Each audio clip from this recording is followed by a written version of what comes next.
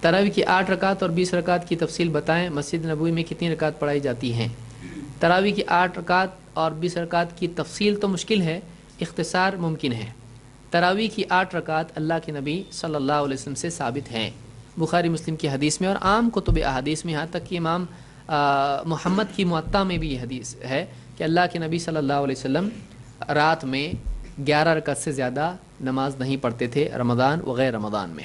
اسی طرح سے موطا امام مالک کی ہے، اس میں عمر رضی اللہ تعالیٰ کے بارے میں روایت ہے کہ انہوں نے حکم دیا تمیم الداری اور ابی بن کعب کو کہ وہ لوگوں کو 11 رکعت پڑھائیں۔ اس کے علاوہ بھی روایتیں موجود ہیں، ابن حبان کی اور اسی طرح سے ابن خزیمہ کی روایت میں حضرت جابر کی روایت ہے اللہ کے نبی صلی اللہ علیہ وسلم نے ان 3 راتوں میں 11 رکعتیں پڑھائی تھیں، اور بھی اس کے علاوہ دلائل دیے جا سکتے ہیں۔ تو اس سے یہ 8 رکعت یعنی 11 رکعت کی دلیل ملتی ہے۔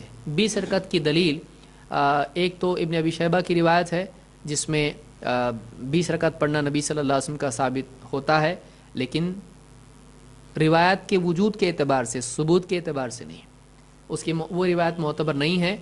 تقریباً سارے علماء نے اس روایت کو ضعیف، بلکہ بعض نے موضوع اس کو کہا ہے،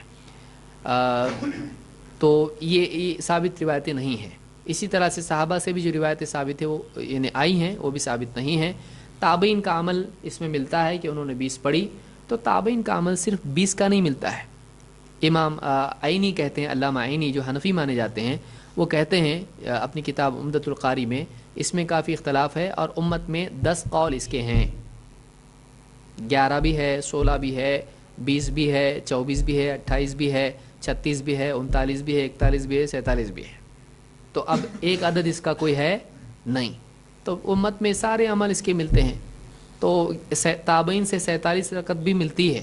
تو کوئی آدمی یہ اگر کہتا ہے کہ بھائی آپ کو 20 بھاری اس لیے آپ 11 پڑھتے ہو، ہم یہ کہہ سکتے ہیں صحیح آپ کو 47 بھاری اس لیے آپ 20 پڑھتے ہو، تو یہ کم زیادہ کا مسئلہ نہیں ہے۔ اور پھر کوئی آدمی کہے جب اتنا اختلاف ہے تو کرے کیا، تو ہم کہتے ہیں کہ وہی کریں جو اللہ کے نبی صلی اللہ علیہ وسلم کرتے تھے۔ تو یہ اس کی تفصیل ہے اختصاراً۔ مسجد نبوی میں کتنی رکعت پڑھی جاتی ہیں؟ مسجد نبوی میں 20 رکعت پڑھی جاتی ہے۔ اگر کوئی آدمی کہتا ہے کہ پھر جب 20 رکعت پڑھی جاتی ہے تو پھر آپ کیوں نہیں پڑھتے، ہم کہیں کہ ہمارے نبی نے مدینہ میں کتنی پڑھے؟ تو مسجد نبوی میں آج یا مسجد نبوی میں حضرت عمر کے زمانے میں، حضرت عمر کے زمانے میں مسجد نبوی میں کتنی پڑھی جاتی تھی؟ 11۔ اور آج کتنی پڑھی جاتی ہے؟ 20۔ کیوں؟ ان کو جا کے پوچھو، ان کا جواب ہم کیسے دے سکتے ہیں؟ علماء نے اس بارے میں آج کے دور میں بہت ساری باتیں کہی ہیں کہ دنیا بھر کے لوگ آتے ہیں وہاں پر، اور وہاں پر چونکہ عام طور سے امت میں 20 رکعت پڑھی جاتی ہیں، لہٰذا اگر 11 پہ ختم کر دیں گے تو پھر باقی لوگ کہاں جائیں گے؟ اس لیے 2 امام انہوں نے رکھے ہیں، 10 پہ وہ بدل جاتے ہیں۔